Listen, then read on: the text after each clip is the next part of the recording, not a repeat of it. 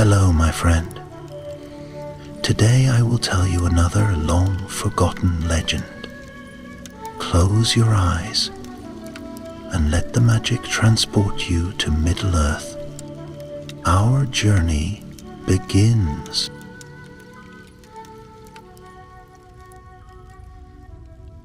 Long ago, in the twilight years between the fall of Erebor and the rise of Thrór and Oakenshield, there lived a dwarf king whose name still echoes through the deep halls of stone. Thrór, son of Dainai, heir of Durin the Deathless. Though once a lord of riches beyond counting, Thrór had become a wanderer, a king without a kingdom. His beard grew long and gray, his crown lay buried in the ruins of the lonely mountain, and in his eyes flickered the sorrow of one who had looked upon his people's ruin. He dwelt then in the blue mountains, far to the west, among exiles and kinsmen who remembered the glories of old. Yet his heart never settled. It yearned not only for gold or home, but for the honor of Durin's line, to reclaim something ancient, something lost, that would prove the might of the dwarves had not passed into shadow. One evening, as the winter winds howled across the peaks, an aged dwarf named Bruni, bent and broken by years, came to Thrór's hearth. With him he brought an old map, worn, water-stained, and inked with runes long faded. Bruni had served in the wars against the dragons of the north, and had once labored in the mines beneath the gray mountains. "This," he rasped, his voice like dry gravel, "is all that remains of the vault of Varnar, a hall lost when the dragons came, sealed by spell and steel. They say Durin himself carved its doors, and inside lie treasures older than Erebor." Thrór's eyes gleamed, not with greed, but with purpose. Here, perhaps, was a chance to restore dignity to his house, not through vengeance, but through rediscovery. The map bore the sigil of the Seven Fathers, and runes that hinted at enchantments woven into stone. Dwarvish magic, old and perilous. But not all were convinced. His son Thrain spoke with caution. "The Grey Mountains are cursed, father. We fled that place for a reason. The dragons sleep, but they are not dead." "And yet," Thrór replied, rising from his stone seat, "the line of Durin is not meant to hide forever in exile. If the hall is there, we must find it." So it was that a company was gathered, no more than a dozen, each loyal and skilled, dwarves of pick and axe, of craft and lore. Among them, Thrór's faithful scribe and shield-bearer, Orli, whose hammer had felled trolls in the east, and Doran, a quiet dwarf with eyes like cold steel, who never laughed but never flinched. They set out under moonlight, riding sturdy mountain ponies through forests cloaked in mist and paths long overgrown. The journey took them north, past the withered heath where dragons had once spawned, and into the rising shoulders of the Grey Mountains, cold, cruel, and vast. The deeper they went, the more the land seemed to forget the sun. Winds hissed through canyons like voices whispering warnings. Snow fell, though it was not yet deep winter, and on the third night they passed a stone pillar half buried in frost, etched with the words, "Here lies the road to Varnar, sealed by hand and heart. Let none disturb what sleeps beneath." That night, Nar recorded the moment in his chronicles by firelight. Thrór stared long at the stone, his fingers brushing the old runes, and said softly, "This is no curse, it is a warning, but warnings are for those who do not belong." They pressed on, until at last they found a cleft in the mountainside, hidden behind a curtain of hanging moss and ice. The path beyond led down into shadow. At its threshold lay the broken remains of an iron helm, and the haft of a shattered axe, long rusted. Doran picked them up and whispered, "Dwarvish make, slain where he stood." Still, Thrór did not falter. Torches were lit, voices fell to hush, and they stepped into the dark. The descent was slow and steep. Walls narrowed, the air grew thick. Strange fungi clung to the stone, casting a pale green glow. And the deeper they went, the more they felt it. That weight in the air, as if the mountain itself watched them, not with eyes, but with memory. On the 5th day, they reached a wide antechamber. Its pillars were smooth and high, and on each stood carvings of dwarves in mourning. At the far end loomed a sealed door. No keyhole, no handle, only runes etched deep into the stone. "Speak the name of the heir, and be judged." Thrór stepped forward, his voice proud and steady. "I am Thrór, son of Dane, heir of Durin. I seek what was lost." The stone groaned, and a deep tremor ran through the floor. Dust fell from the ceiling. But the door did not open. Instead, the runes shifted, glowing faintly. A second line appeared beneath the first. "Only the rightful heart may pass." And with that, the torches dimmed. A chill swept the hall, and from the darkness behind them, something stirred. A sound like breath, long, slow, and wrong. The dwarves turned, weapons raised, but the tunnel was empty. Only silence followed, yet all felt it. They were not alone. Thrór's hand tightened on his axe. "We make camp here. No one strays from the light. At dawn we will see what test the door demands." But none truly slept that night, for something in the deep had awoken, and it remembered them. The dwarves rose early, though the air in the chamber felt more like night than morning. No sunlight pierced that deep hall, only the faint shimmer of their torches and the pale gleam of the fungus that traced curling patterns across the stone. They moved about quietly, packing up their gear and checking weapons, speaking in low voices. No one mentioned the sound they had heard in the dark, but all remembered it. Thrór stood before the great stone door again, his brow furrowed, eyes fixed on the runes that had changed in the night. "Only the rightful heart may pass," he read aloud once more, then glanced back at Nar. "What does it mean? That I am not rightful?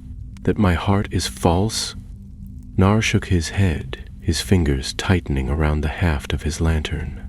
"You are of Durin's line, my lord, the heir of Erebor. None can question that." "Then the enchantment is twisted," Thrór muttered. "Or worse, it judges by more than blood." Doran stepped forward and studied the runes with a stony expression. This hall was sealed before the fall of Erebor, perhaps even before the War of Wrath. Whatever test lies beyond this door was set by minds old and cunning. We must assume it is not easily undone. "Then we must solve it," Thrór said. "I will not turn back." For a time they tried many things. Thrain stepped forward and repeated his father's claim, but the door did not move. Orly struck the stone with the butt of his hammer, only to be thrown back by a crackle of blue flame. Nar offered a riddle of Durin's crown. Nothing stirred. It was only when Bruni, hunched and coughing, approached with shaking hands and placed his palm against the rune-marked surface that the stone began to hum faintly. To their shops. "What did you do?" Thrór asked. "I remembered," Bruni rasped. "The halls of old were built with stone sense, not just steel and tool.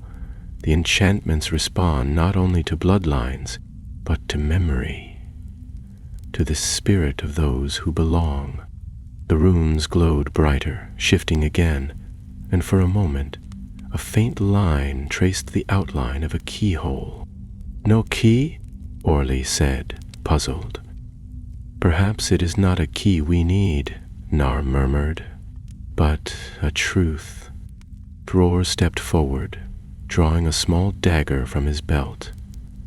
Without hesitation, he cut across his palm and pressed it against the stone. "Then take this truth," he said. "The blood of Durin freely given." For a moment, nothing happened. Then the runes flared with golden light, and the door shuddered. A long breath of wind poured from the seams, dry and cold. The stone parted, grinding slowly outward, and beyond it lay a vast chamber carved with exquisite skill. Pillars lined with gemstones, walls traced with flowing silver runes, and at its heart a black stone dais upon which stood a sealed chest bound with iron bands. The dwarves stepped forward cautiously. No traps sprang, no voices spoke. Yet there was a tension in the air, as though something watched from just beyond the edge of sight.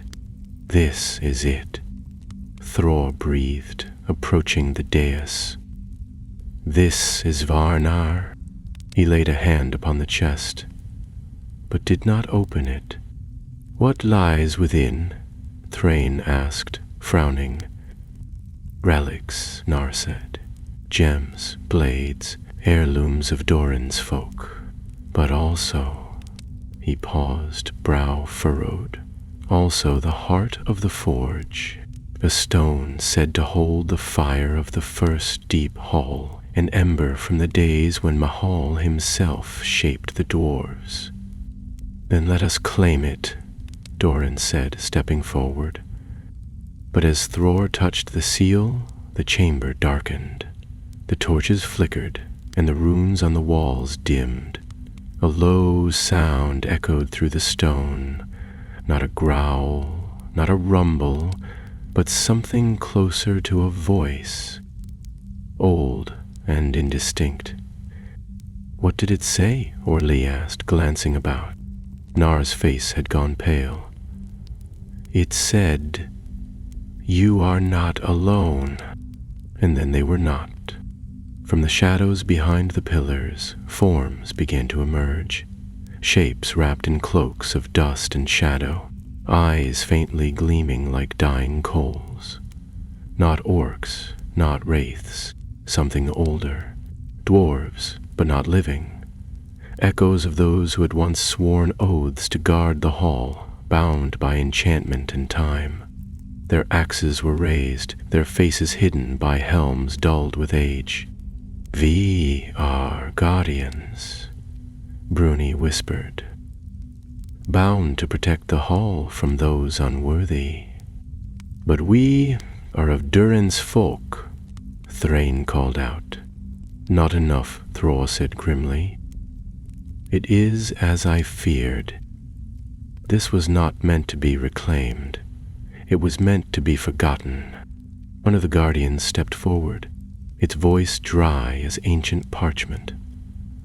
"One among you carries a shadow in his heart." The dwarves fell silent, eyes shifting. No one spoke. Thrór stepped back from the chest, glaring at the shade. "Who? Speak plainly." But the figure only pointed, a single hand lifting to indicate the company. Then it faded, as did the others, back into the pillars like smoke drawn into a flame. For a long moment, the company stood still.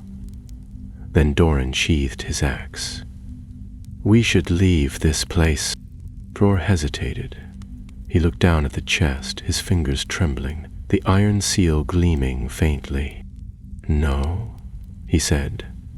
"We came to reclaim what was ours. And we will." He lifted the lid. Inside, nestled in black velvet, lay relics untouched by time. A circlet of mithril, a gem-studded goblet, a rune-bound hammer, and resting at the center, a stone the size of a dwarf's fist, pulsing faintly with inner fire. The heart Nar whispered. But as Thrór reached for it, a second voice spoke, not from the chamber, but from within his mind. It was quiet, calm, persuasive. You have found what they could not. You are the heir. Take what is yours. Thrór staggered back, shaking his head, but the voice returned, weaving through his thoughts. You are strong. You are chosen. Only you can bring back the glory of Durin's line. He clutched the edge of the dais, breathing hard. The others watched him in growing concern. Father? Thrain asked. Thrór looked up, and for a moment there was something new in his eyes, something sharp and unfamiliar. Then he straightened and closed the lid of the chest. We take it with us, he said. All of it. We return to the Blue Mountains. Our people will see that the line of Durin is not broken. No one argued, but unease settled among the company like a slow-falling fog. They made ready to leave, bearing the chest on a sled of iron lashed to sturdy ropes. As they turned from the hall, the stone door closed behind them without a sound. The runes faded, and deep in the dark, the enchantments that had once guarded the hall whispered their last words to the empty air. Their climb back through the mountain felt longer than the descent. Though they carried treasure now, and the mission seemed fulfilled, there was little joy among the company. The silence pressed on them like stone, and not a single dwarf sang. Even the torchlight seemed fainter, as if the enchantment that had guarded the enchanted hall lingered behind them, watching with unseen eye. Thrór led the way, the chest tied tightly behind his pony, his hand never straying far from the hilt of his axe. His eyes, once bright with pride, now held something colder, thoughtful, distant, as though some unseen weight had settled across his shoulders. Nar watched him carefully, as did Thrain, though neither spoke their thoughts aloud. It was Doran who first said what others had begun to feel. It is not just the stone that's heavy, he muttered one night as they made camp in the cleft above the gorge. The king is not the same. Nar turned toward him, voice low. The enchantment, do you think it still clings to him? I think, Doran said, poking at the fire with a bit more force than necessary, that something passed into him when he opened the chest. I saw his face. It was like someone else looked through his eyes. Blasphemy, muttered Orly from his place near the packs. He is the heir of Durin. If any dwarf can bear the burden of such relics, it is he. Nar said nothing, but the memory of Thrór's trembling hand lingered in his mind. The path led them downward, through narrow passes and across icy ridges, where the wind screamed like a warg in the night. On the fourth day of their return, as the stars blinked through a torn veil of cloud, the snow began to fall, not gentle flakes, but thick, blinding sheets that turned the trail into a white void. They pressed forward all the same, guided only by Doran's keen sense of stone and slope. It was Thrain who first noticed they were being followed. At first it was only a feeling, an itch at the back of the neck, the sense of being watched when no one is near. Then tracks appeared in the snow, never quite matching the gait of any in their company. The footprints were wrong, bare, long-toned, and deep. Nar measured one and frowned. Not orc, he said. Not goblin either. Then what? Asked Forli, tightening his belt. But no one could say. That night they took watch in pairs and slept with weapons close. Bruni muttered something about the guardians, spirits bound to the vault, finding them again. They may not be able to leave the hall, he said, but the shadow that moved through Thrór, perhaps it can. The next day the storm eased. and they came to a ruined way station built into the mountainside, an old dwarven outpost from the days when the Grey Mountains had bustled with mines and caravans. The stonework was crumbling and the roof had half collapsed, but it offered shelter from the cold. They settled there for the night, building a fire in the center of the main chamber. As they ate and drank in weary silence, Thrór sat apart, the chest beside him, his gaze fixed on the flickering flame. It was Thrain who finally crossed to him, crouching beside his father. "You haven't spoken since we left the vault," he said. "You barely sleep." "What is it you see, father?" Thrór looked at him slowly, as if remembering he was there. "I see the road ahead," he said. "I see what must be done." "What do you mean?" "There are more vaults," Thrór said quietly, almost to himself. "More lost halls. Not just this one. Relics scattered across the bones of our kingdom. If we gather them, if we restore what was ours, our people will rise again. Erebor, Khazad-dûm, all of it. The time is coming, Thrain. I must be ready." Thrain looked uncertain, but said nothing more. Later he told Gnar what had been said, and the two exchanged uneasy glances. "If it is ambition alone that drives him," Gnar said, "then we can follow. But if it is something else—" Before he could finish the thought, a scream echoed from the lower level of the outpost. The dwarves leapt to their feet, weapons drawn, and ran toward the sound. They found Bruni near the shattered stairwell, his face pale as bone, pointing at the snow-covered ground outside the collapsed doorway. The tracks were back, twice as many now, circling the building and closer than ever. "We were hunted in the dark," Bruni gasped, "and now the hunt begins in the open." That night, they barred the doors and placed a ring of fire around the chest. No one slept. In the middle of the night, something pressed against the walls, soft at first, then growing bolder. Claws scratched across the stone. A low chittering noise echoed through the air. But when morning came, there was nothing there, only fresh prints leading away into the snow. Thrór did not speak of it. He only lifted the chest and ordered the company forward. But his hand had begun to tremble again. 3 days later, as they neared the edge of the Grey Mountains, the attack came. It was swift, silent, and unlike anything they had expected. From the snow leapt pale, sinewy creatures, twisted mockeries of dwarves, taller, thinner, with faces like cracked masks and eyes like coals. They moved with the precision of things long dead, but driven by one purpose. The company fought with axes and fury, hewing down many, but Orly was dragged screaming into the storm, and Bruni fell beneath a curved blade before Gnar could reach him. Thrór fought like one possessed, the great axe of his forefathers flashing with uncanny speed, his voice rising in a battle cry that shook the air. The creatures drew back from him, their snarls turning to hisses, and one by one they vanished into the white. The survivors stood among the bodies of friend and foe, breathing hard, blood steaming on the snow. Gnar knelt beside Bruni's body, closing the old dwarf's eyes.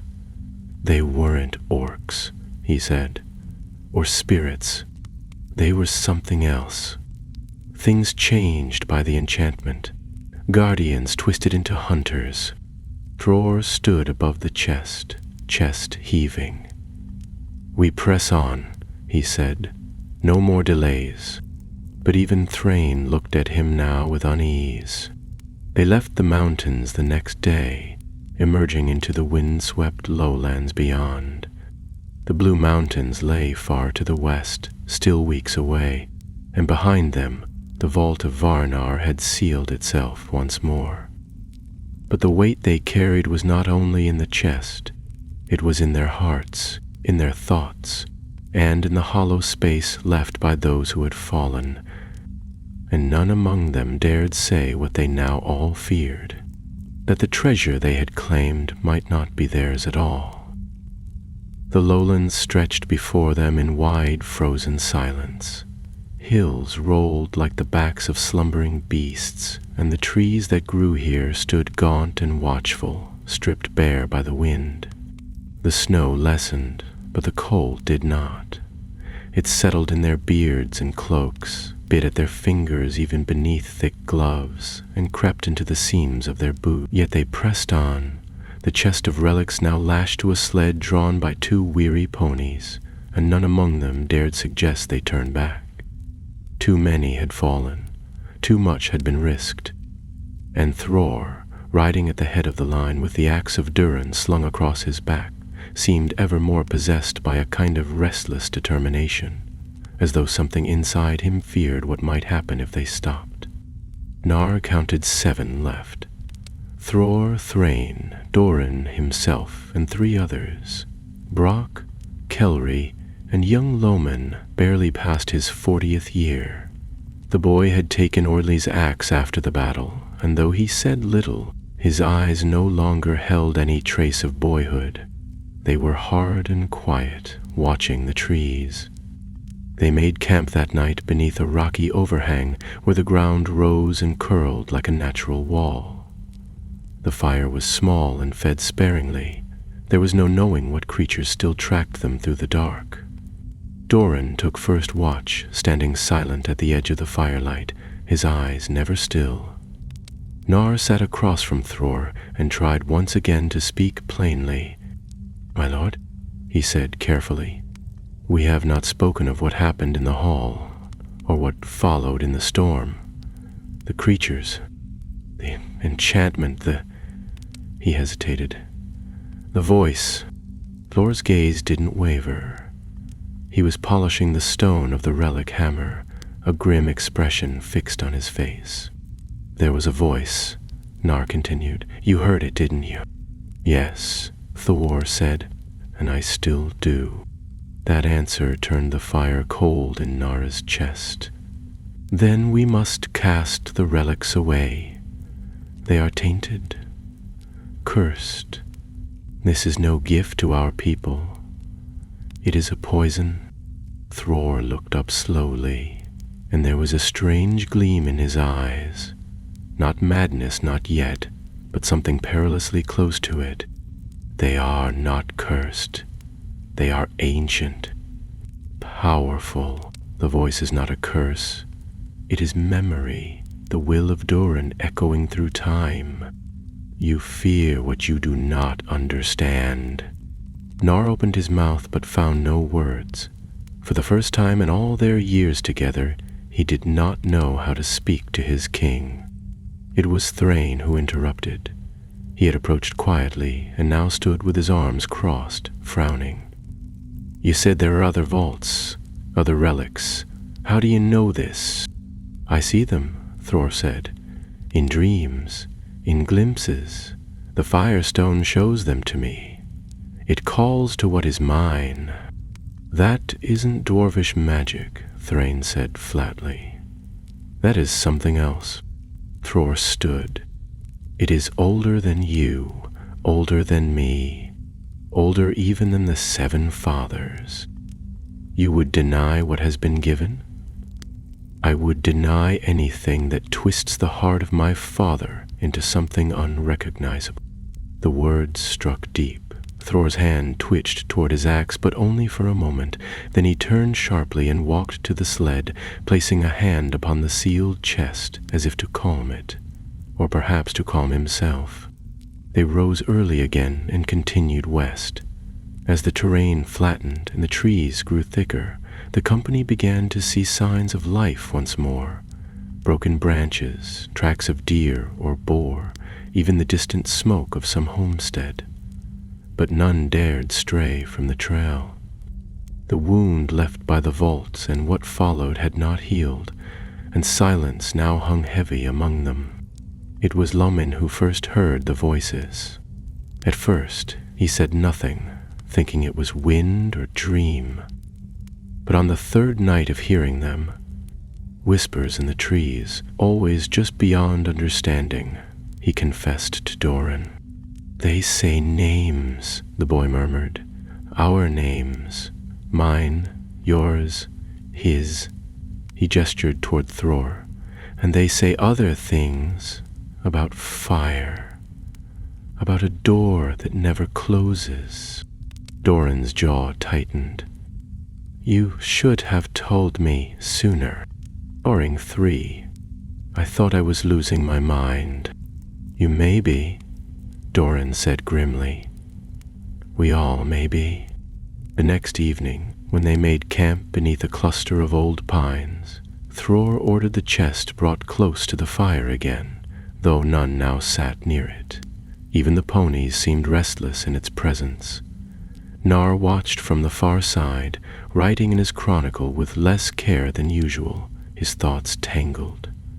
He did not know what frightened him more, that the relics had changed the king, or that the king had always been this way and the relics had simply drawn it forth. That night, Nar was woken by a soft clang, metal on stone. He sat up, heart racing, and looked toward the fire. The chest was open. Thrór stood over it, the firestone in his hand. Its inner flame pulsed steadily, casting his face in golden light, but it was not a light that warmed. His eyes were locked upon the stone, and his mouth moved as if in prayer or conversation. Nar crept closer, though every instinct begged him not to. "What are you doing?" he whispered. Thrór turned his head slowly. "It showed me the second vault," he said, "west of Gunnabad, beneath the silent hills, a hall sealed in the days before the Balrog came to Moria. It holds the helm of Thasdul and the scrolls of the Deep Smiths. We will go there next." "No," Nar said, taking a step back. "We will go home. The Blue Mountains, as we agreed. This quest is over." Thrór's gaze hardened. "You do not see the path, but it has been revealed to me. The line of Durin will rise again, not by hiding in the west, but by restoring what was ours. What was ours was lost for a reason." Thrór said nothing. He simply closed the chest again, turned away, and disappeared into the darkness. When morning came, the others noticed nothing amiss, save that Thrór now carried the firestone on a chain around his neck. Thrain said nothing, but his hands were clenched all through breakfast. They reached the edge of the forest that evening, and saw the first smoke of dwarven hearths on the horizon. It should have been a cause for celebration, yet no cheer rose among them. The chest still whispered, though none admitted it, and Thrór, once silent, had begun to speak more often, of halls yet to be reclaimed, of relics hidden in the deeps, of thrones empty and waiting. His words were full of hope, yet each one left a chill in the bones of those who listened. As they entered the foothills of the Blue Mountains, the sun broke through the clouds and bathed the land in golden light. Nar turned in the saddle to look once more at the road behind them. Snow still dusted the ground. The trees stood still. But for the first time, he realized what had truly changed. They had not brought the curse with them. They had become it. The Blue Mountains rose before them, vast and solemn, their snow-capped peaks catching the late winter sun like silver crowns. Smoke curled from the chimneys of stone houses built into the hillsides, and the sound of hammers striking anvils echoed faintly in the wind. Here the exiled dwarves of Erebor had made their home since the fall of the lonely mountain. Though humbler than the kingdom they had lost, these halls were warm, bustling with life and craft, and above all, untouched by shadow. But even as the company crossed into familiar ground, welcomed by guards at the outer watch, their return stirred no gladness. Nar saw it at once in the eyes of those who met them, a moment of hope, quickly swallowed by the solemnity of their numbers. 12 had left, 7 had returned, and Thrór, though alive and upright, did not look like a man who had found victory. He looked like a dwarf who had seen something no one else had, and who would not forget it.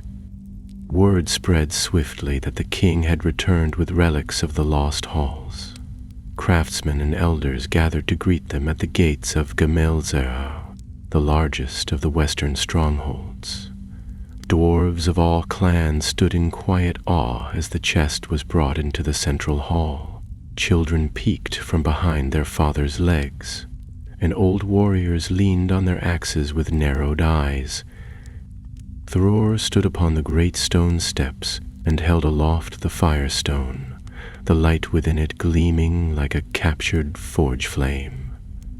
"Behold," he cried, "the heart of the forge, last light of Durin's wrath and wisdom, lost no more." A murmur ran through the gathered crowd, some stepping back in wonder, others leaning forward, drawn by something deeper than curiosity. But Nar, watching from behind, felt only a slow dread growing in his chest.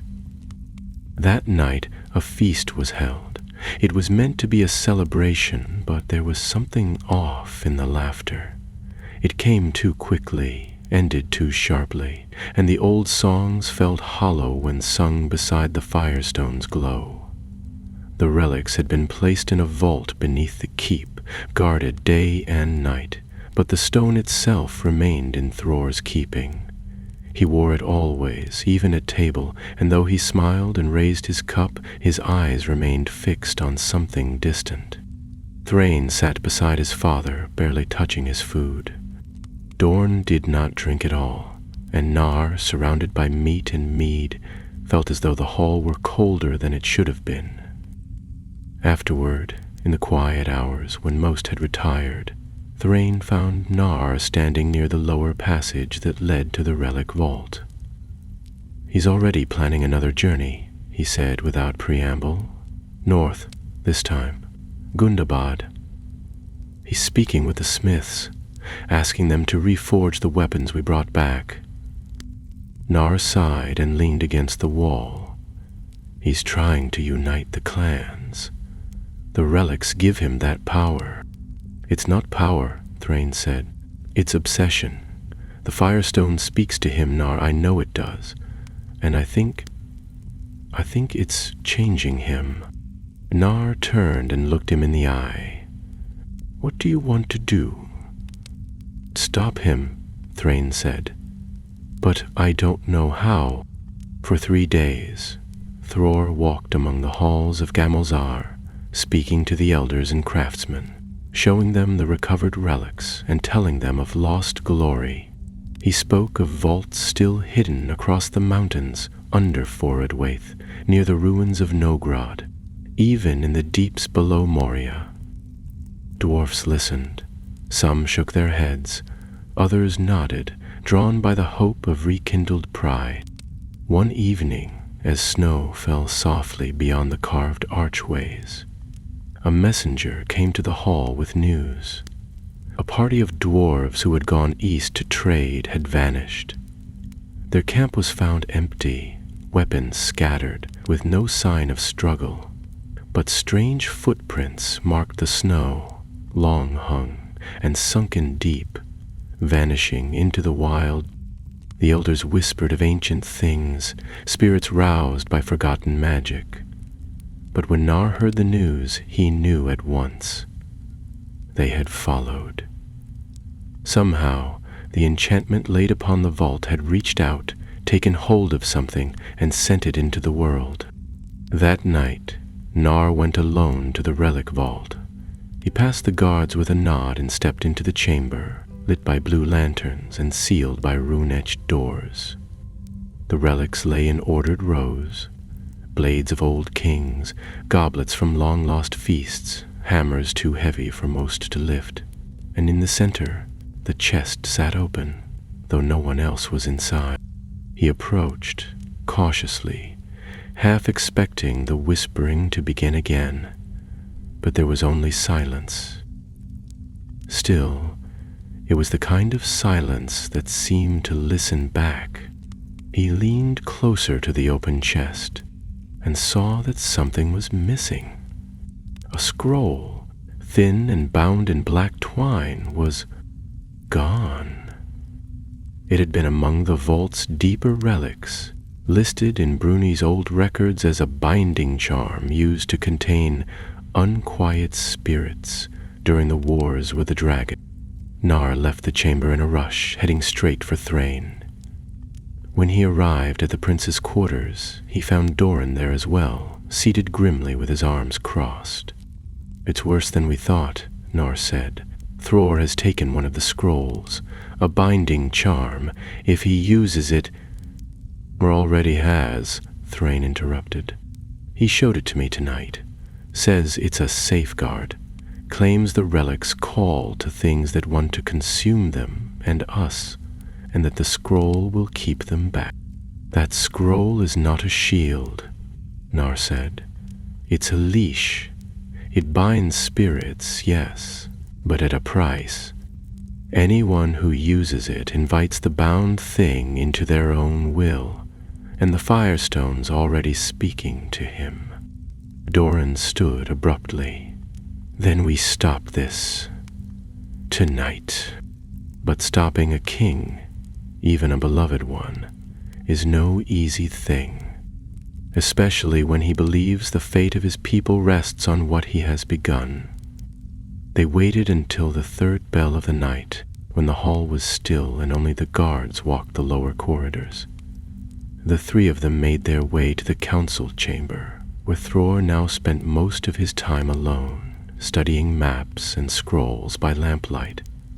The door was open, the fire burned low, and Thrór stood at the far end of the room, speaking softly, not to them, but to the Firestone. Nar stepped forward and cleared his throat. "My lord, we need to talk." Thrór turned slowly. His face was pale, his beard unkempt, and his eyes shone with a strange light. "You come as friends or traitors?" "As sons of Durin," Thrain said. "We come to stop you before it's too late." Thrór laughed, a sound that did not belong to the man Nar had known for decades. "Too late? There is no too late. We are on the cusp of rebirth. You fear what you do not understand. You're being used," Nar said. "The relics aren't helping us. They're hollowing you out." The king's hand went to the scroll at his belt. "You don't see it, but you will. When the second vault is opened, when the helm is claimed, when our enemies flee before us once more, then you'll understand." Doran stepped forward, slowly drawing his axe. "Don't make me do this, my king." Thrór looked at each of them, and for a moment the fire behind his eyes flickered. A breath of the old dwarf remained, but then it passed. He raised the Firestone.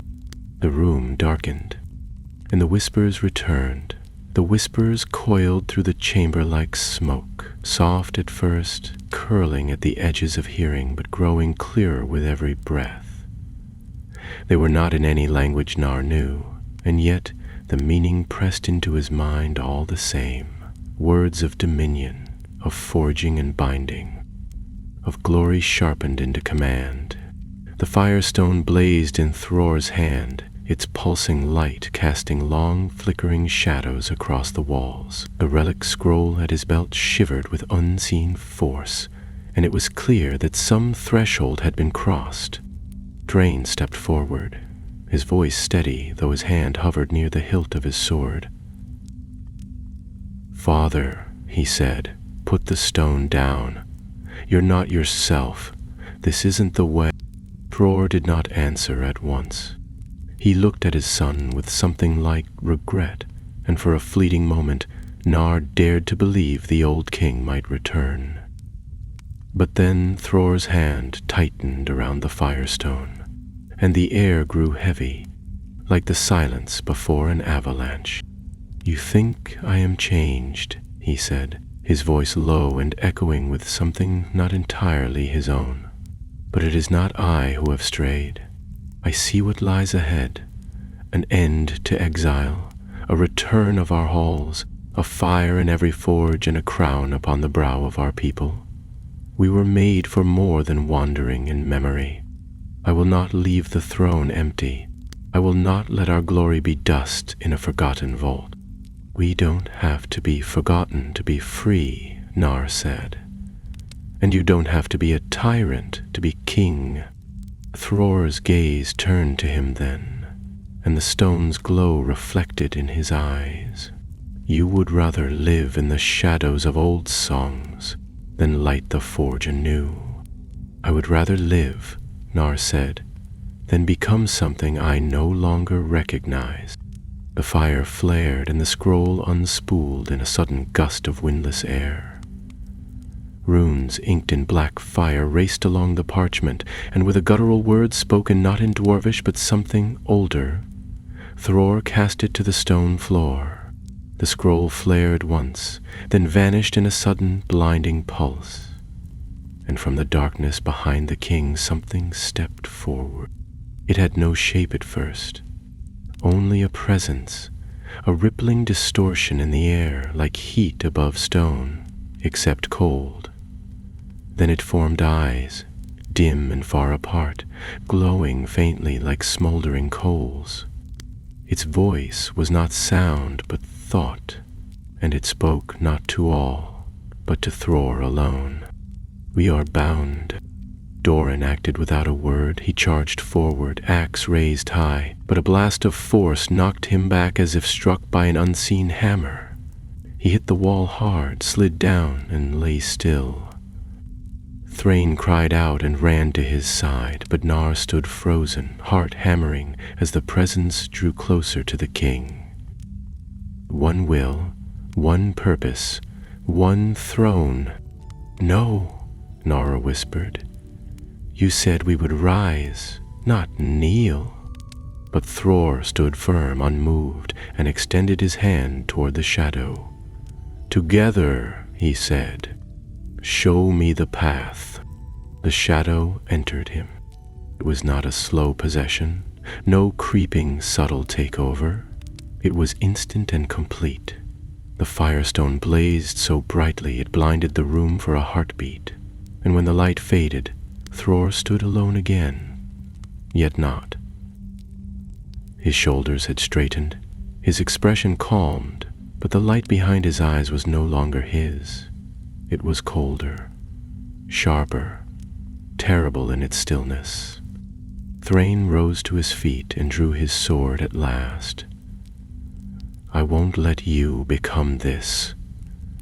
Whatever that thing is, it's not part of us.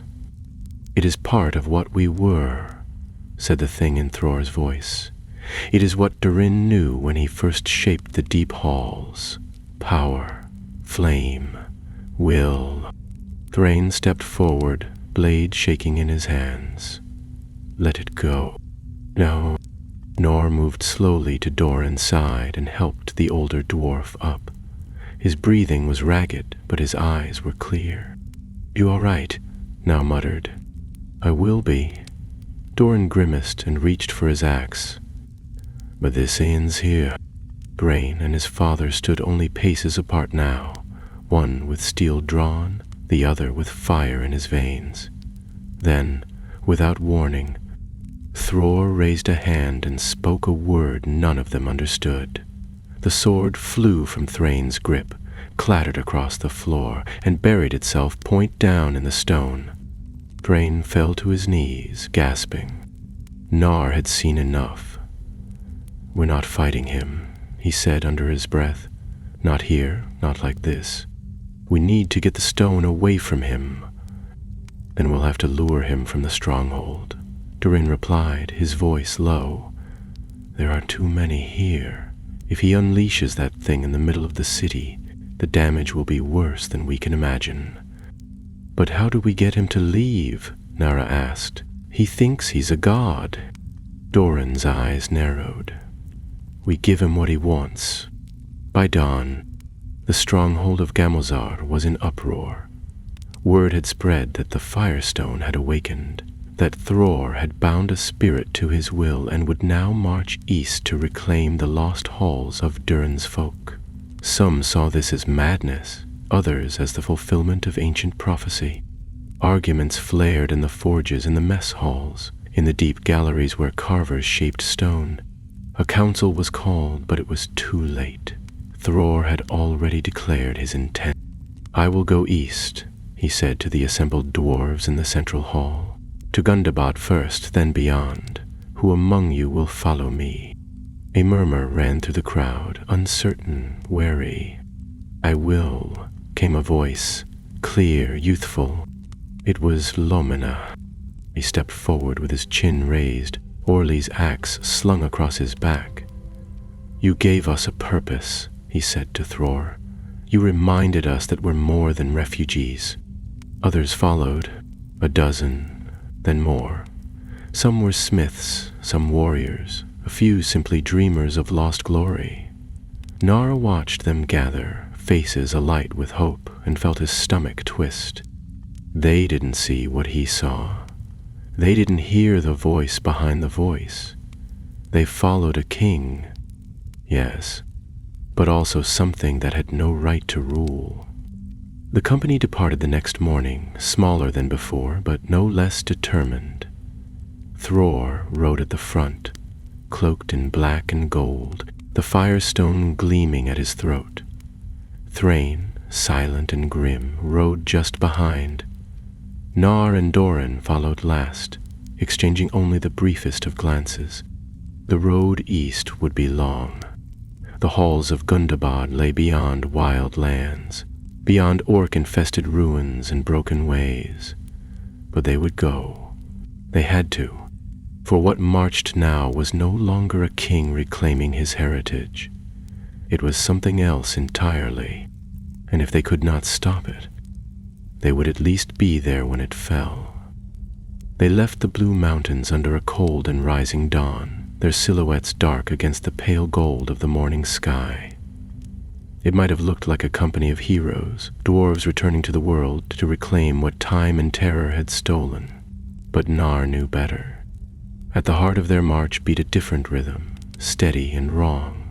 Like a forge hammer struck off beat, Thrór rode ahead with his hood drawn back, the Firestone gleaming at his throat, its glow now steady even in the full light of day. No one spoke of it aloud, but they all saw it, how the light pulsed in time with his breath, how his eyes sometimes gleamed as if lit from within. The company numbered 25, most of them younger dwarves eager for purpose. They were volunteers, not soldiers, and Nar saw that many of them did not understand what they followed.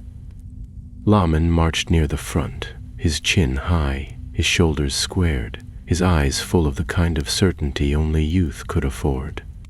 Beside him strode Kelry, a mason's apprentice with arms thick from quarry work and a stubborn glint in his eye. They looked up to Thrór as if he were the Durin of old returned, and perhaps that was what he wished them to see. They traveled swiftly through the foothills and out into the rolling plains that stretched east. Though the winds were sharp and the ground still frozen, there was a strange clarity to the season. Trees stood bare but proud, rivers moved under thin crusts of ice, and the skies remained mostly clear.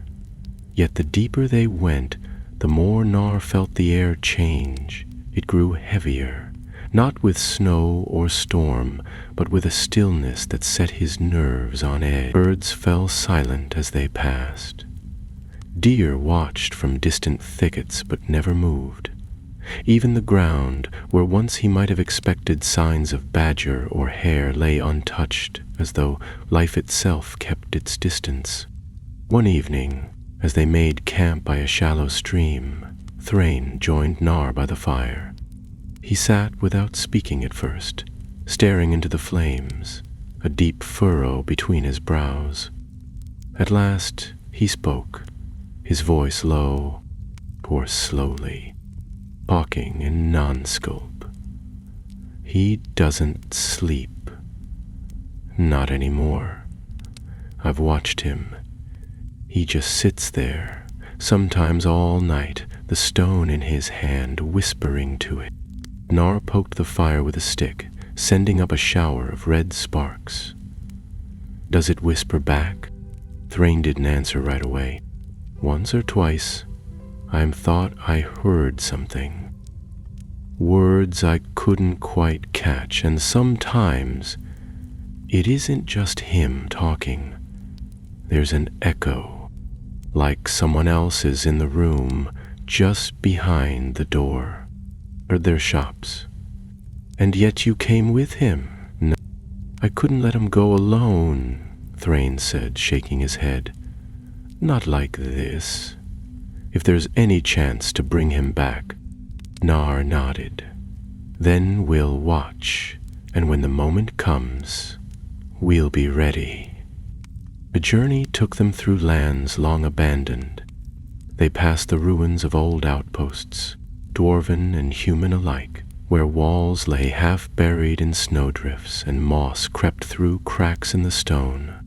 In one place they found a statue of a dwarf, broken at the waist, his face worn smooth by wind and time. Thrór paused there, gazing at the remains for a long while. When he turned away, he did not speak, but the firestone blazed a little brighter for the rest of the day. They were a week into the wild when the dreams began. It started with Lamiun, who woke screaming in the night, sweat beading on his brow despite the cold. Nar was among the first to reach him, and found the young dwarf staring into the dark with wide, unblinking eyes. It was underground, Lamin whispered, a place of stone, deep and endless. I saw a forge, burning without fire, and voices. So many voices. What did they say? Nar asked gently. I don't know, but I knew they weren't supposed to be there, and I think they saw me. The next night it was Kellery, then 2 others. By the end of the week, nearly half the company had experienced some version of the dream. Deep halls, unseen voices, a fire that wasn't warm. They whispered among themselves, uneasy, and began to glance more often at the stone around Thrór's neck. But no one confronted him. One evening, as they crossed a high ridge overlooking the valley of Gundabad, the sky turned dark with sudden clouds. Lightning flickered on the horizon, and a strange wind swept down from the north. Nar felt the hairs on his arms rise beneath his cloak, and beside him Doran muttered a curse. Something stirring, he said, and it's not the weather. They made camp that night in a hollow beneath a ring of ancient stones. The wind howled through them like voices, and even the most stalwart dwarves huddled close to the fire. Thrór, however, stood apart as always, facing the storm with his cloak flapping like a banner. When Nar approached, the king did not turn. We're close now, Thrór said. I can feel it. The vault lies beneath the roots of Gundabad, beneath stone long forgotten. The helm is there, and more. More? Nar asked. Another stone, Thrór said. A brother to the first, not fire, but iron. Nar felt a chill that had nothing to do with the wind. You've seen it? In dreams. And in flame, the stone speaks of it, of what will be possible when they are joined. Nar hesitated. And what will that be? Thrór turned then, and his eyes glinted in the firelight. Unity, strength, dominion. The world will remember the dwarves. That night, Nar made his decision. He found Thrain and Doran near the supply packs, where they spoke in low tones. We can't let him find another, Nar said. One stone has already twisted him, Two might destroy him and take the rest of us with him. Thrain nodded grimly. We'll go down with him. But when the vault opens, we end this. The next morning, the company stood at the edge of Mount Gundabad. The sun had not yet risen, but Thrór led them onward with unwavering certainty. They found the entrance just as the old map had promised, a narrow cleft behind a crumbling arch, nearly lost to snow and time. Carved above it, barely visible, were the words in Khuzdul, "Speak the oath, claim the silence." Thrór stepped forward, placed a hand on the stone, and spoke. "I am Thrór, son of Dame, heir of Durin. I seek what was lost." The rock shuddered. Snow fell from above in loose sheets, and the cleft opened wider with a sound like stone breaking free from a tomb. Beyond lay darkness, deeper than shadow, colder than the wind. Thrór turned to his company, his voice ringing clear. "This is the hour. If you would reclaim what is ours, follow me." And without another word, he entered the dark. One by one they followed. Nar went last, and behind them, the mountain sealed its mouth once more. The passage beneath Mount Gundabad was narrower than any of them expected, and far colder. The walls wept with ancient frost, and the air grew damp and heavy as they descended. They lit no torches at first. Thrór insisted the firestone would lead them, and indeed it did. The relic cast a strong, steady glow that lit the tunnel for dozens of paces, its golden fire licking the walls with shapes that almost seemed to move. Nar walked near the back, counting steps in his head, listening to the crunch of boots and the occasional murmur of unease. They had passed beneath the surface long ago, and the weight of the mountain above felt like a great hand pressing on their backs. The tunnel soon widened into a gallery of worked stone. The walls bore carvings so old they were half erased by time. Figures of dwarves with broad helms and thick beards, their eyes stern, their hands outstretched. Many of them had been shattered. At some point long ago a battle had taken place here. Rusted blades and broken shields littered the floor, and more than once they had to step over bones that had not seen the sun for centuries. Most were dwarven, some were not. Thrór did not stop to examine them. His eyes remained fixed ahead, where the path sloped gently downward. "We are close," he said. "The vault lies beneath the Forge Master's tomb." Laman, walking just behind the king, spoke up in a hushed voice. "Why was this place sealed? Gundabad was a seat of kings once. Why did we abandon it? Nor didn't turn." "Because of fear, because of weakness. A shadow came, and they closed the gates rather than face it." But what was the shadow? There was a long pause. Then Nar answered, "We never knew. After the Balrog rose in Moria, many fled. There were things in the deep places we could not fight, things older than dragons, deeper than roots. It's said even the goblins feared the tunnels here." Thrór's voice was calm. "We fear too many things. That is why we lost everything." The words lingered in the stillness. No one replied. Hours passed. The company moved in single file now, the tunnel narrowing again into staircases carved in spirals, descending deeper than any of them expected. They stopped only once, long enough to drink and rest their legs, but no one spoke above a whisper. The air was changing. It was still cold, yes, but now it carried something else, something bitter and dry like ash. At last, they reached the bottom. The passage ended in a vast stone gate sealed with 6 iron bars. The carvings here were intact, and far more detailed than any they had seen above.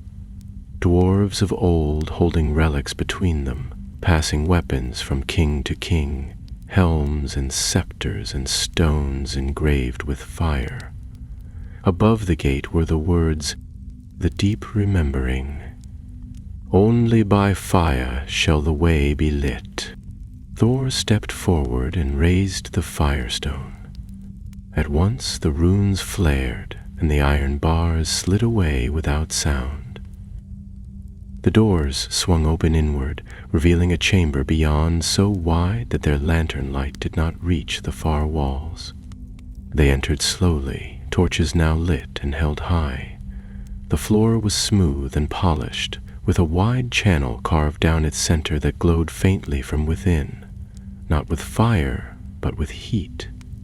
The stone was warm under their boots. Nar stepped carefully, noting the heat lines, the old vents in the walls, the strange forges built into the alcoves. The air smelled faintly of metal and something older. At the far end of the chamber rose a dais, and upon it, carved into the mountain itself, was a tomb. Dwarvish letters wound along the edge in a perfect spiral. Nar stepped closer to read them. "Here lies Thasdul Ironhand, forge master of Gundabad, bearer of the helm of the deep." Thrór climbed the steps without hesitation. The tomb had no lid, only a sealed platform of stone that pulsed faintly beneath the firestone's light. Around it lay other relics, weapons untouched by rust, books bound in iron, and something else, half hidden under cloth, a helm of dark steel, runes etched into the brow, the visor fashioned like a snarling beast. The helm of the deep. He reached for it. "Wait," Nar said sharply. "We don't know what it will do." Thrór ignored him. His fingers brushed the helm.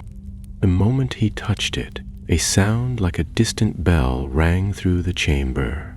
The floor trembled, not violently, but enough that dust spilled from the ceiling. The torches flickered, the firestone dimmed, and then the whispering began again. But this time, it wasn't just one voice. It was many. The dwarves backed away, some raising weapons, others muttering prayers. Lomin turned in place, trying to see where the voices came from, but there were no shapes, no shadows, just sound, circling them like wolves. Nar stood frozen, staring at Thrór. The king had not moved. The helm now rested in his hands, and his eyes were closed. The firestone flared once more at his throat. Then, slowly, he opened his mouth and began to speak. Not in Khuz-Dul, not in the common tongue, but in something deeper, harsher, like stone grinding on stone. The whispers fell silent. Then something moved. From the floor beyond the tomb, a crack opened, narrow and sharp, cutting across the polished stone like a lightning bolt. From within rose a low, groaning sound and the faint scent of smoke. Doran stepped forward. "That's no vault," he said. "That's a gate." Nar's heart pounded. A gate to what? As if in answer, a wind blew through the chamber. Though no door had opened, it was hot, dry, filled with dust. And then they saw the shapes, figures carved into the walls, hundreds of them, hidden in the stone, now glowing with faint inner light. Dwarves, tall and proud, but their eyes were hollow, and their mouths were open as if in warning. One by one they began to crumble. Thrain drew his sword. "It's a prison." Thrór turned to face them. His expression was calm, too calm. "The helm binds them," he said, "just as the scroll bound the guardian before. They serve now. The hall is ours." "No," said Nar. "You don't see. You didn't open a vault, you broke a seal. The firestone flared again, and the crack in the floor widened. A long, low breath echoed up from the deep, and for a moment it sounded almost like laughter. "We need to go," Doran said. "Now." But Thrór did not move. He placed the helm on his head, and when his eyes opened, they were not his. A hush fell over the chamber, not the silence of peace, but the kind that trembles before calamity. The dwarves stood frozen, weapons raised but forgotten, their eyes fixed on the figure at the top of the dais. Thrór stood tall, the helm of the deep upon his brow and the firestone blazing at his chest. His eyes had changed. They no longer held the fierce spark of a king, nor the weariness of an exile. They had become mirrors, dark and gleaming, reflecting no light at all. Thrain stepped forward first, sword held tight, his voice low and rough. "Take it off. Whatever it's shown you, whatever it's promised, it's a lie. You know it, Father. Somewhere inside you, you still know." Thrór turned to him slowly, and when he spoke, his voice echoed not loudly, but strangely, as though two voices overlapped, one old and worn, the other deeper and utterly foreign. "It is not a lie. It is remembrance. This helm, like the stone, does not speak falsehoods. It reveals truth long buried. Our people forgot what we were. I have not." "No helm gives that kind of power," Doran said, coming to stand beside Thrain. "And no relic speaks for our people. We do. We're flesh and breath, not stone and fire. You're being used, Thrór. Or worse, you've already been taken." For a moment, there was no response. Then the king raised his hand, and the runes across the helm flared. The crack in the floor widened with a groan, and a low wind surged from below, carrying dust and ash and something else, something foul. Shadows spilled from the rift like liquid, slithering out across the floor, forming shapes with no name. Some walked upright, others crawled, some barely moved at all. Their bodies were the color of old iron, their eyes ember red, and in their presence the temperature dropped despite the heat from the vents. The dwarves backed away quickly, weapons drawn.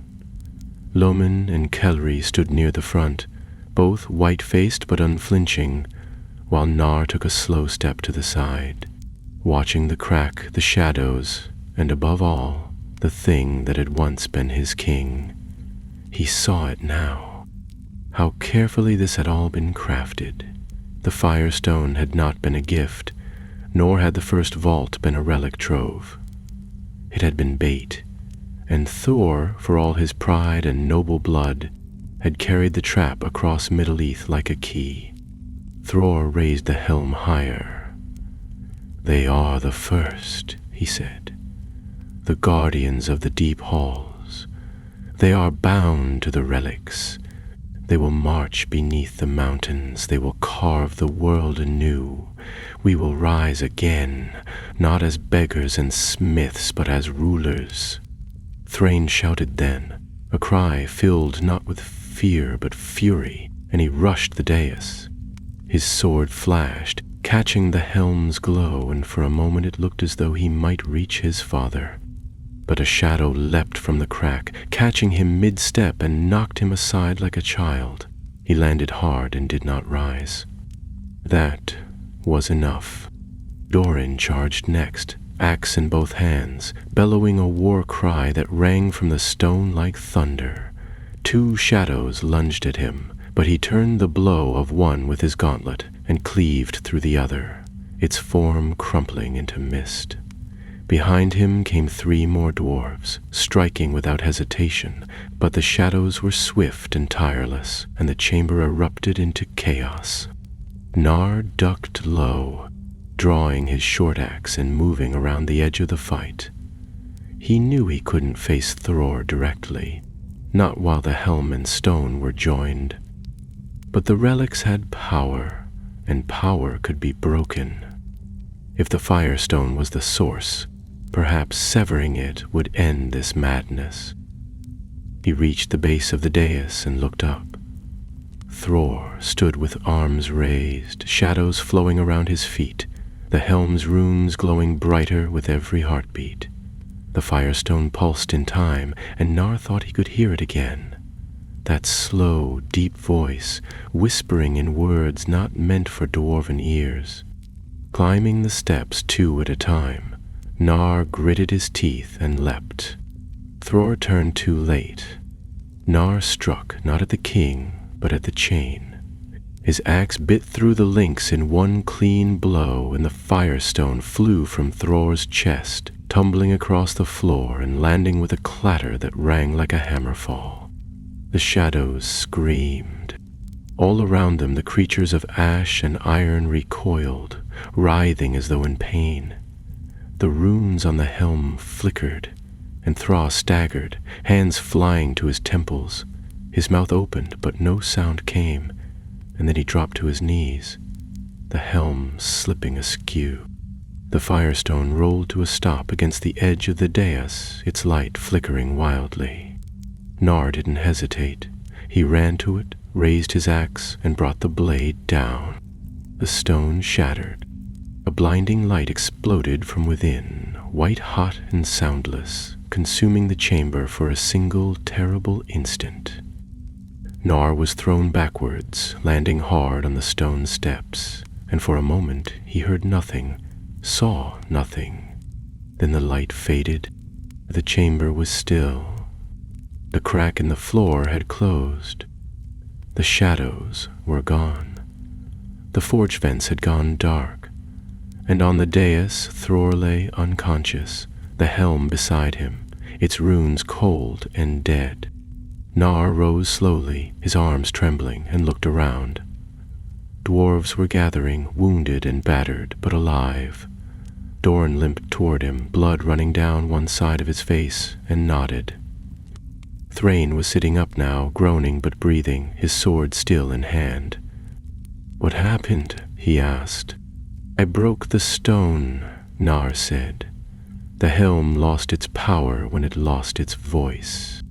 Thrain's eyes turned to his father. "And him?" "I don't know," Gnar answered. "But whatever he became, it's gone now. What's left? We'll have to see." They carried Thrór from the vault with care, his breathing steady, but his face pale. The company left Gundabad in silence, leaving the shattered relics behind, burying what they could. No one spoke of the Firestone again. The helm was locked in a sealed chamber beneath the mountain, hidden behind walls of thickest stone, and marked only with a warning. The road back to the Blue Mountains was long and slow. The snow had melted in their absence, and spring had begun to creep across the land. Gnar rode at the rear this time, his thoughts heavy, his journal fuller than he wished. When they crossed the first ridge and saw the peaks of home on the horizon, he turned once more to look behind. He did not know if they had won. He did not know if the evil had truly been destroyed or merely scattered. But he knew one thing. The enchanted halls of Thrór were not only buried beneath stone. They were buried within him, and someday someone would try to dig them up again.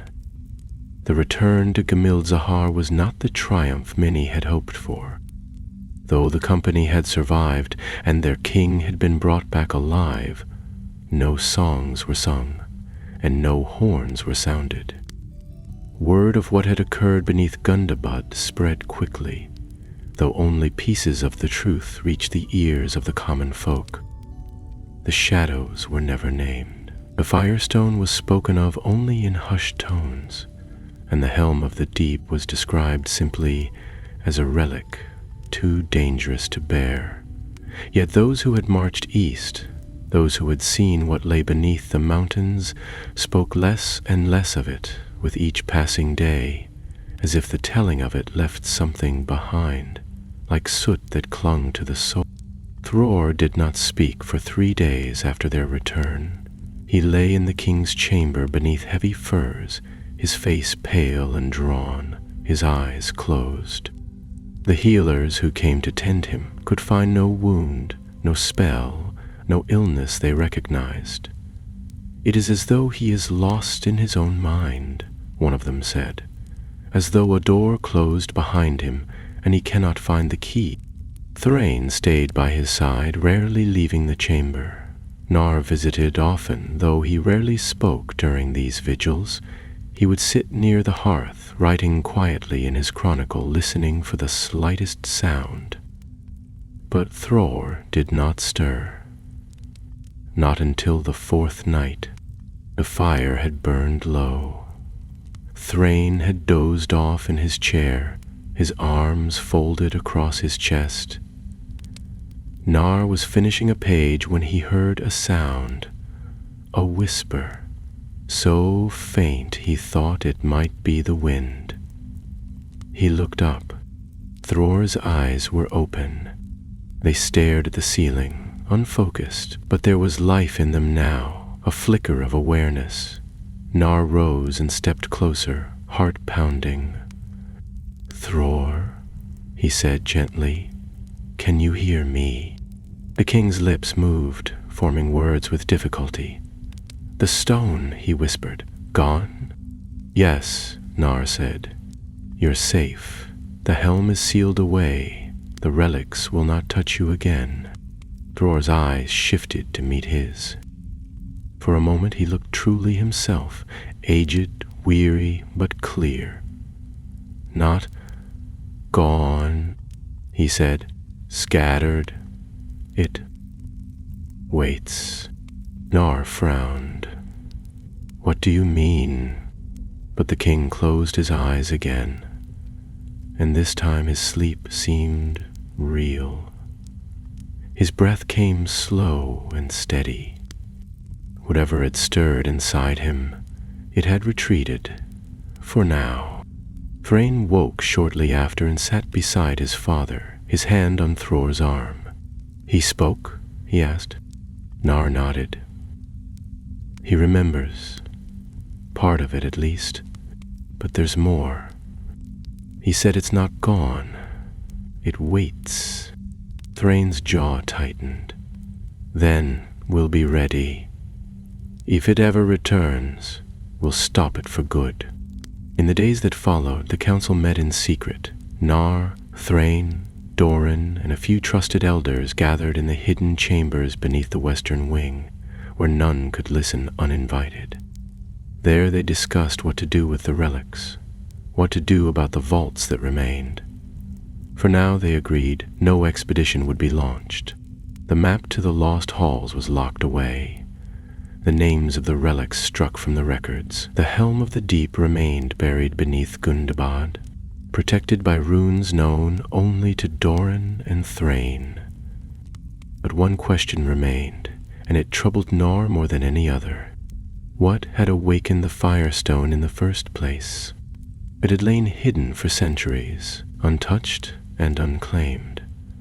The vault had been sealed, its power quiet.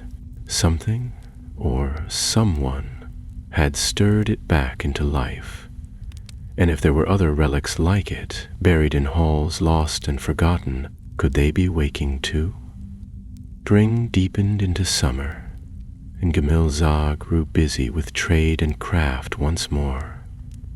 Life returned to the forges, and laughter slowly crept back into the halls. The younger dwarves, who had followed Thrór east, resumed their work, some eager to forget, others quietly watching the mountains with wary eyes. Lawman spent his days in the archives, reading scrolls older than the foundations. He spoke little now, his youthful boldness tempered by the things he had seen. One evening, Na found him poring over an ancient fragment of a map, one he recognized from Bruni's old bundle. "You're still chasing ghosts?" Nar asked gently, setting down a mug of warmed mead. Loman looked up, shadows under his eyes. I'm trying to understand. If those relics were bound to our blood, if they responded to Thrór, what else might be out there? Nar sat beside him. Let it rest, lad. Some things aren't meant to be found. I know, Loman said quietly. But if we don't find them, someone else might. That night, Nar returned to his chambers and opened his chronicle once more. He had thought to close it, to seal this tale with a final line, but now he hesitated.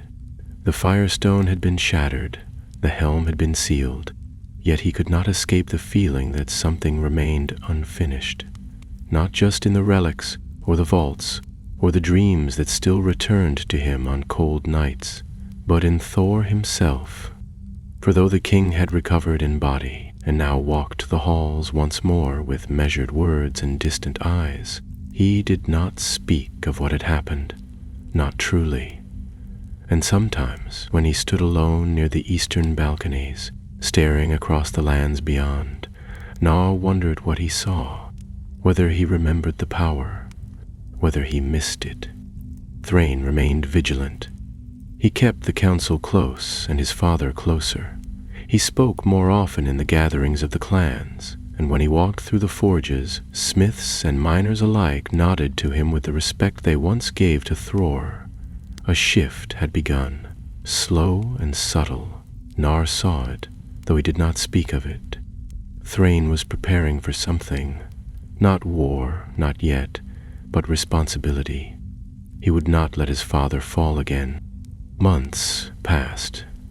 The tale of the Enchanted Hall became a tale of warning, a story passed between apprentices and children. Most believed it was just that, a story. Only those who had gone into the dark knew the truth, and even they struggled to speak it aloud. Nar returned often to his writing. He copied the runes he had seen on the helm, transcribed the enchantments from Bruni's scrolls, and left long notes in the margins. But always, before sealing each volume, he wrote the same line: "Let no hand seek the relics. Let no air open the vaults." And beneath it, he signed his name, not as a scribe, not as a witness. As a survivor, autumn crept into the blue mountains with a quiet grace. The wind carried the scent of pine and ash, and golden leaves drifted like slow fallen embers through the high passes. In the halls of Gamulzara, the forges still burned and voices still echoed, but those who listened closely would notice the changes. The laughter came more cautiously now, the old songs less frequently. The tale of Thrór's return had grown into a murmur that never truly left the stones. Even as the days grew shorter and the evenings cooler, Nar felt a weight in the air that no season could lift.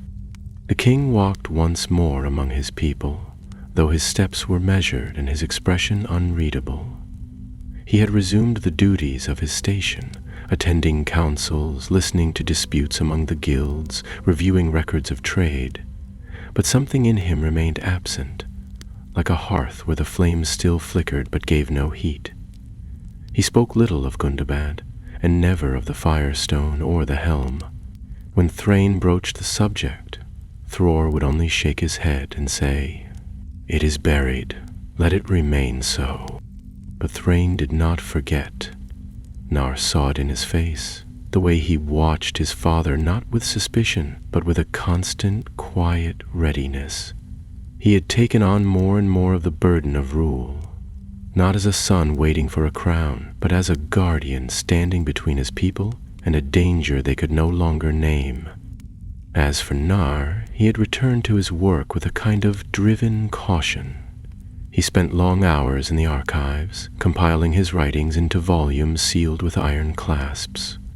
The pages held records not only of the journey in the vault, but of the relics themselves. What little they knew of their nature, their origin, and the enchantments that clung to them like cobwebs on old stone. He added warnings in every chapter, sometimes repeating himself so often that even the scribes who copied his work began to frown at the insistence. But he could not be certain who would read it next. Perhaps no one. Or perhaps someone too curious for their own good. One morning, as the first frost of the season rhymed the mountain paths, a messenger arrived from the eastern outposts. He was young, breathless from his ride, and his tunic was torn at the shoulder. "There's been a break-in," he said, "at the vault below Thrór's hold." Thrain was already on his feet. "What was taken?" The boy hesitated. "Nothing, but something was disturbed.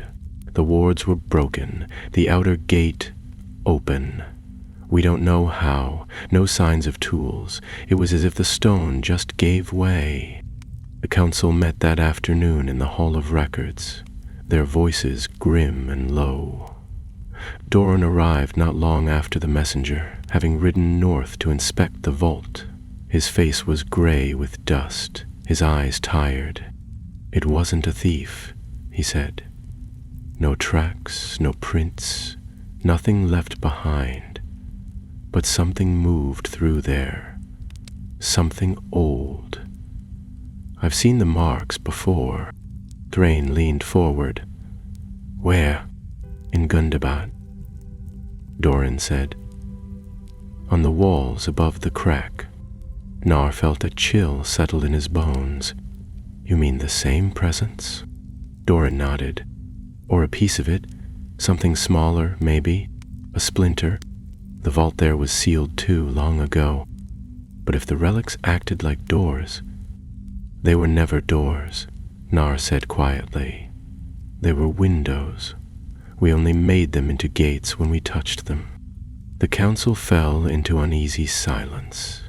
Outside, the wind rose, blowing through the iron vents like a whisper. No one said it, but the thought passed between them like smoke from a dying fire. Whatever power had stirred beneath Gundabad had not been destroyed, only scattered.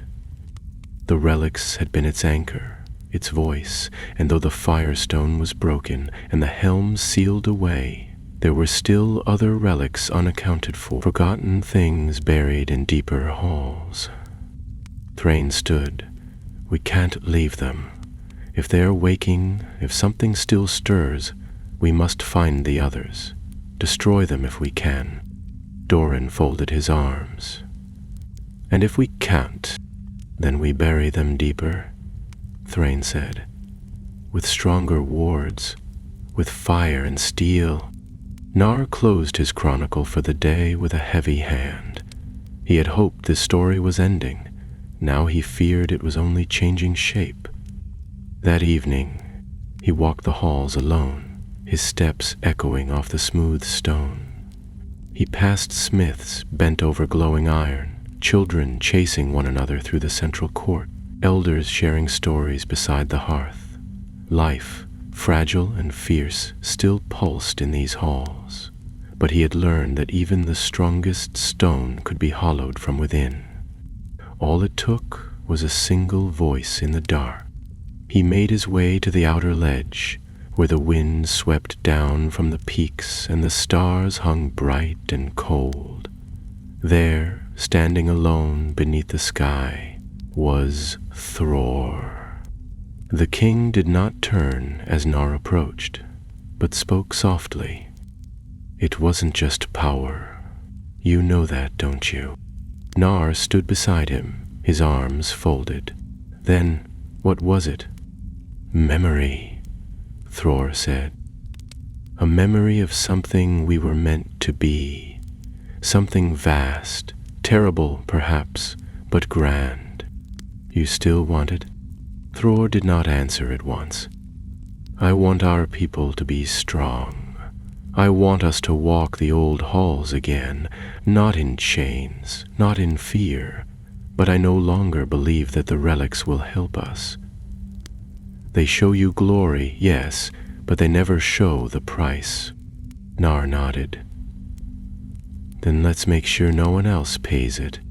They stood together in the quiet, the wind tugging at their cloaks, the stars watching from above. Behind them, Gamilzar slept, unaware of the dangers buried beneath their world. unaware of the paths being chosen for them. But Nar knew, and he would not forget. And far to the east, in a place where no dwarf had walked in an age, a single room flickered into light on a broken pillar. It burned faintly for a moment, then vanished. The relics were not gone. They were listening. Winter came early that year, swift and unrelenting. The passes between the blue mountains narrowed under snowdrifts, and the rivers froze before the leaves had fully fallen. In the lower halls of Gamel-Zahar, fires burned through the day and night, and the forges never went cold. But beneath the warmth and industry a quiet tension simmered. The news from the eastern watch posts had grown more troubling with each passing week. Sounds heard in the deep tunnels, lights seen flickering where no fire had been lit, and tools found moved from where they had been left, as if unseen hands still labored long after the miners had gone. Thrain took these reports seriously. He doubled the guards near the vaults, sealed old tunnels that hadn't been used in decades, and placed watchstones at the main entrances, stones carved with runes of warning, meant to flare with light should anything unnatural pass by. It was not fear that drove him, but vigilance, and his people followed his lead. He had grown into a leader, quietly, steadily, and where once they had looked to Thrór, now they turned more often to his son. As for the king, he remained distant. He walked the halls less frequently and spent more time in the old archives, poring over scrolls that had not seen daylight in centuries. He read the records of Durin's line, studied the maps of ancient halls, and kept to himself. He no longer spoke of vaults or relics or power, but neither did he speak of peace. Nar visited him sometimes, and always found the king deep in thought, a man who had seen too much and now wandered the chambers of his own memory. "I feel as though I stand at the edge of something," Thrór said one evening, staring at a faded tapestry. "Not a cliff, but a gate, one that can never be shut again." Nar, who had heard whispers in the deep and watched shadow take form, only nodded. "Then we must build walls around it, not with stone or steel, but with silence. We bury the truth and we let it fade." But truths, he had learned, do not fade, not entirely. One morning a rider came from the south. He was not a dwarf, but a man from the northern reaches of Eriador, his cloak stiff with frost, his eyes wide with fear. He brought with him a simple wooden box, sealed with a dwarvish rune. It had been found near the ruins of an old outpost along the edge of the Grey Mountains. No tracks surrounded it, no sign of who had placed it there. Inside was a single shard, black, smooth, and warm to the touch, a fragment of stone, clearly broken from something larger. It pulsed faintly with a red glow. Nar knew it at once. It was a piece of the Firestone. The council convened again that very evening. The shard was placed on the center table, surrounded by elder dwarves whose faces were tight with unease. The runes on the box had flared briefly when it was opened, then dimmed. No voice spoke, but there was something in the air. A tension like the moment before a crack spreads across a mountain wall. "It should have been destroyed," Doran said. "You shattered it?" "I shattered the heart of it," Nar replied. "But power like that doesn't die clean. It breaks, and when it breaks, it scatters." Thrain stood beside the table, his hands resting on the hilt of his sword. "This means there are more pieces, maybe in the ruins of other vaults, maybe in places we never found. If someone gathers them, they won't have to," Na said quietly. "The pieces may seek each other. They remember what they were." There was silence around the table. Then one of the elders, a graybeard named Harvik, leaned forward. "And what do we do now?" Nar looked around at the council, at the wise and the wary, the old and the bold, and felt the weight of every word he might speak. He saw Thrór standing by the doorway, listening in silence. His eyes no longer burned, but they watched closely. He was waiting. "We begin again," Nar said, "but not as before. We do not seek the relics. We do not study them. We seal them. And this time, we do it together." And so began the quietest war the dwarves had ever waged, a war not of blades and sieges, but of memory and forgetting. Over the weeks that followed, search parties were sent out under the guise of stone-cutting expeditions. Old vaults were mapped and sealed. Scrolls bearing the names of the relics were rewritten, and when the shard was hidden again, deep in a vault beneath stone and steel, its location was carved into only 3 records, each kept in a separate hall, each guarded by a single trusted dwarf. Nar did not rest. He rewrote his chronicles, trimming away details, reshaping the tale of Thrór's journey into something less dangerous. It was still a story of courage and loss, of greed and redemption, but it no longer held the fire that might tempt a restless soul. Only one full account remained, his own, locked away in the hidden library known only to Thrain and a handful of others. In the days that followed, the dwarves of Ganmilzar worked with renewed purpose, not out of fear, but out of quiet resolve.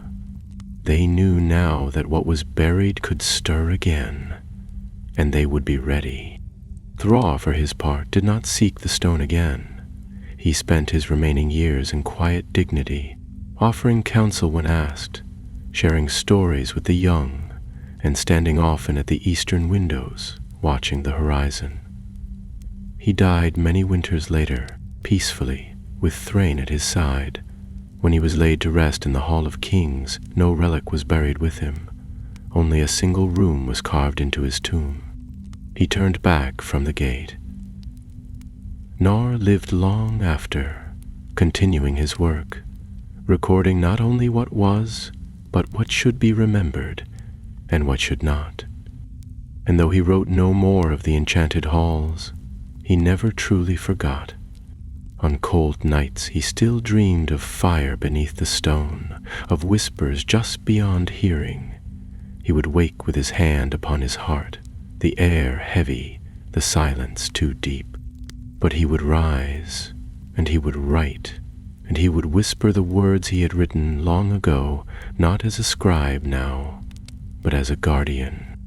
Let no hand seek the relics, let no air open the vaults, let the deep sleep. And far to the east, buried beneath stone and time, something listened. But it did not wake, not yet.